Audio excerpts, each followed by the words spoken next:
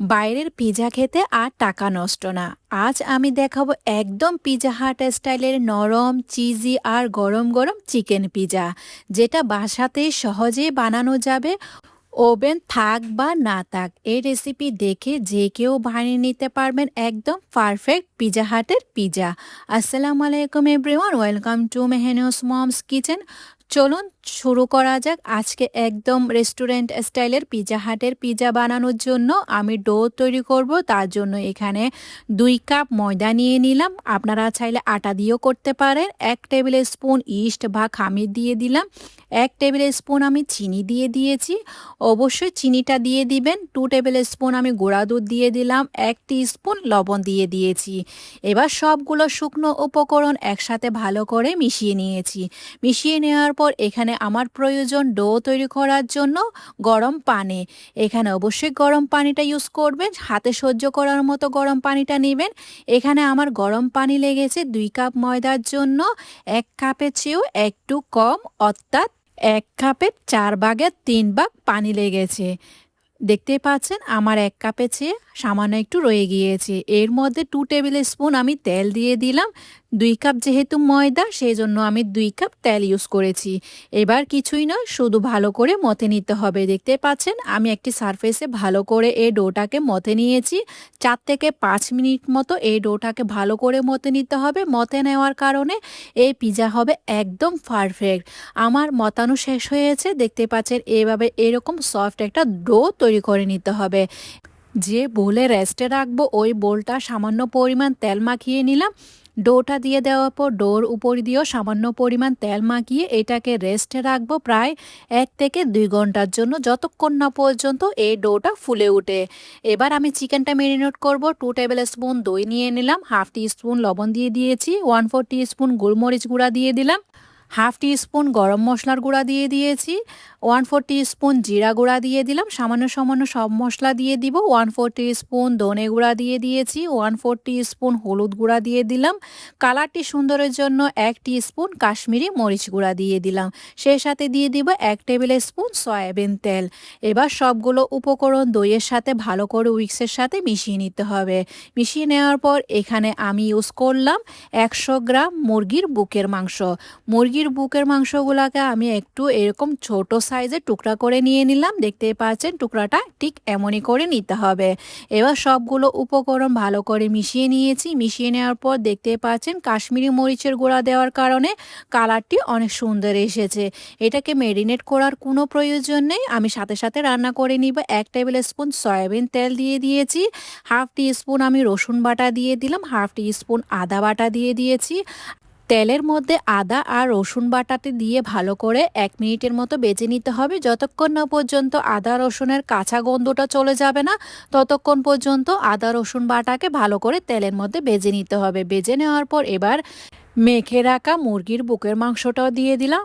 দিয়ে দেওয়ার পর সবগুলো মশলা একসাথে ভালো করে দিয়ে দিতে হবে। এবার এই চিকেনটাকে একদম লো আঁচে রান্না করে নিতে হবে কভার করে।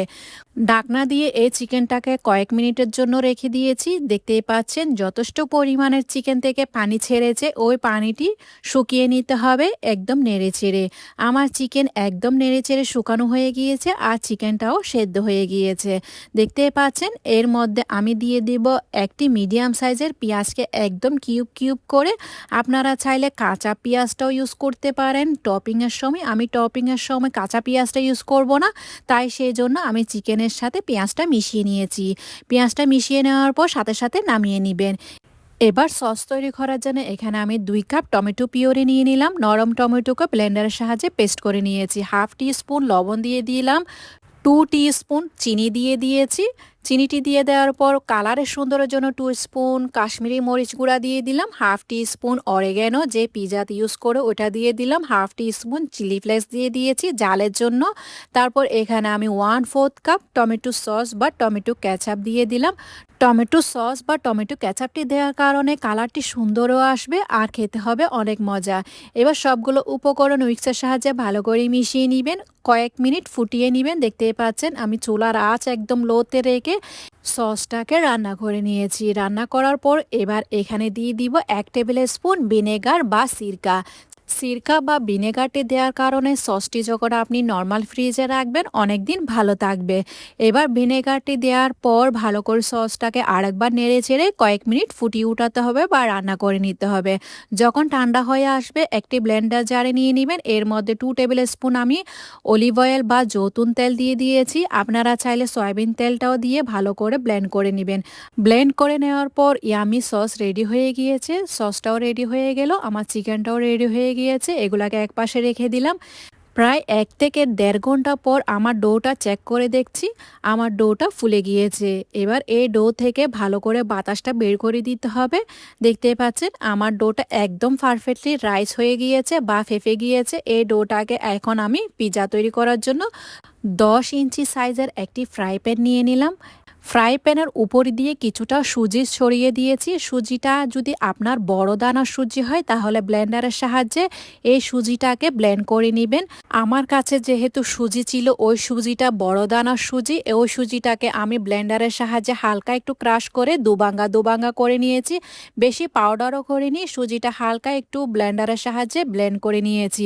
এবার ওই সুজিটা ফ্রাই প্যানের উপর ছড়িয়ে দেওয়ার কারণ বেশি পরিমাণে সুজি দিতে যাবেন না, না হয় নিচের দিকটা অনেকটা পুড়ে যাবে। হালকা একটু সুজি চাড়িয়ে দেওয়ার পর এবার পিৎজা বেসটা এরকম করে আমি সাজিয়ে নিলাম।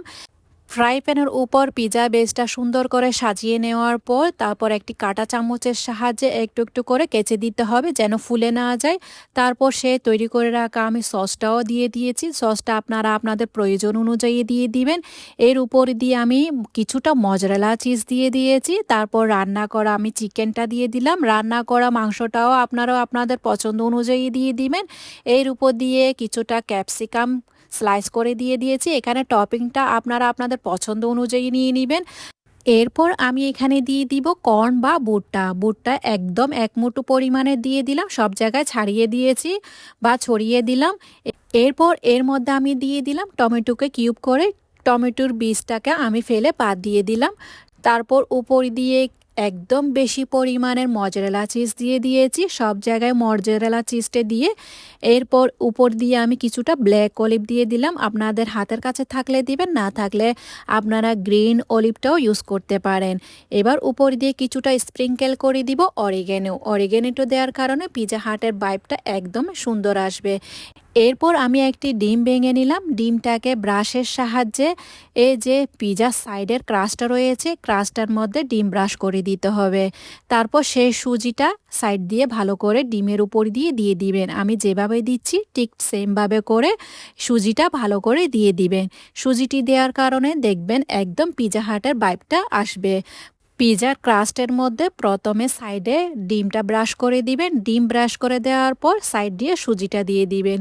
কিভাবে আপনারা চুলাতে এই পিৎজাটা বেক করবেন দেখিয়ে দিচ্ছি। চুলার আঁচ কিন্তু লোতে রেখে এভাবে করে ফ্রাই প্যানটা বসিয়ে উপর দিয়ে একটি সিলভারের পাতিল বসিয়ে চুলাতে বেক করে দিবেন। আমি এই পিৎজাটা আপনাদেরকে ওভেনও বেক করে দেখিয়ে দিচ্ছি। ফ্রি হিটে ওভেনে 180 ডিগ্রি সেলসিয়াসে এই পিৎজাটাকে বেক করে নেবেন প্রায় 20 থেকে 30 মিনিটের জন্য। মাশাআল্লাহ, দেখতে পাচ্ছেন আমার পিৎজা বেসটা এতটাই সুন্দর হয়েছে, একদম পিৎজা হাটের পিৎজার মতো লাগছে। কে কি বুঝতে পারবে এটা আমি ঘরে তৈরি করেছি। আপনারা অবশ্যই আমার রেসিপিটি ফলো করে ঘরে একবার হলো পিৎজাটি তৈরি করে খাবেন আর আমাকে কমেন্টে জানাবেন কেমন হয়েছে। এই পিৎজাটা আমি সার্ভ করেছি কসলো সালাদ বা ক্যাবেজ সালাদ দিয়ে। দেখতেই পাচ্ছেন কতটা সুন্দর হয়েছে। এই ক্যাবেজ সালাদটা বা কসলো সালাদটা পিৎজার জন্য অবশ্যই সালাদটি ইউজ করবেন। কসলো সালাদ বা ক্যাবেজ সালাদের রেসিপিটা আমার চ্যানেলে অবশ্যই দেয়া আছে, যদি প্রয়োজন হয় চেক করে দেখ। পিৎজা বেসটা কতটা পারফেক্ট হয়েছে আপনাদেরকে জুম করে দেখিয়ে দিলাম। দেখতেই পাচ্ছেন কতটা সুন্দর একদম পারফেক্ট হয়েছে, একদম পিৎজা হাটের মতো। আজকে তাহলে এ পর্যন্ত, দেখা হচ্ছে নতুন আরেকটি রেসিপি নিয়ে। সে পর্যন্ত ভালো থাকবেন, সুস্থ থাকবেন, আমার জন্য দোয়া করবেন।